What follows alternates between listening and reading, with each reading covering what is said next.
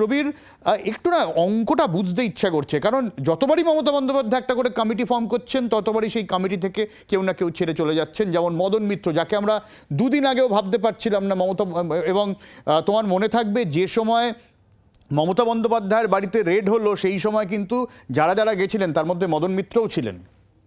একদমই সব্যসাচী। মদন মিত্র শুধু তৃণমূল কংগ্রেসের একজন নেতা নয়, মদন মিত্র মমতা বন্দ্যোপাধ্যায়ের একদম ছায়া সঙ্গী তার রাজনৈতিক জীবনের একদম প্রথম দিন থেকে।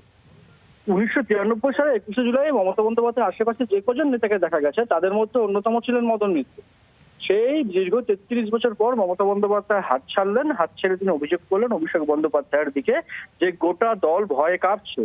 আমরা অনুরোধ করেছিলাম যে আপনি একটু সরে দাঁড়ান, আমরা চেষ্টা করি নতুন করে, কিন্তু তিনি সরেননি এবং সেনাপতি দল চালাতে ব্যর্থ, এই অভিযোগ করলেন মদন মিত্র।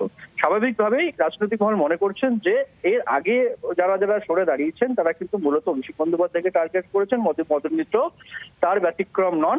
অভিষেক বন্দ্যোপাধ্যায়ের জন্য যিনি যে দল ছাড়তে বাধ্য হয়েছেন বা মমতা বন্দ্যোপাধ্যায় থেকে দূরে যেতে বাধ্য হয়েছেন সেটা কিন্তু আজকে নিজে বললেন মদন মিত্র। এবং পাশাপাশি দাঁড়িয়ে তিনি দল ছাড়ার জন্য, সম্পর্ক ত্যাগ করার জন্য মমতা বন্দ্যোপাধ্যায়ের কাছে ক্ষমাও চেয়ে নিয়েছেন যে আমাকে ক্ষমা করবেন পারলে।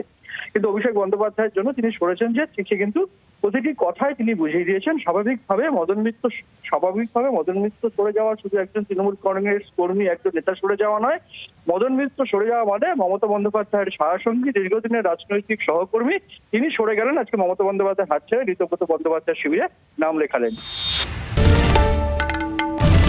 বাংলার আওয়াজ, বাঙালির আবেগ, জি 24 ঘন্টা।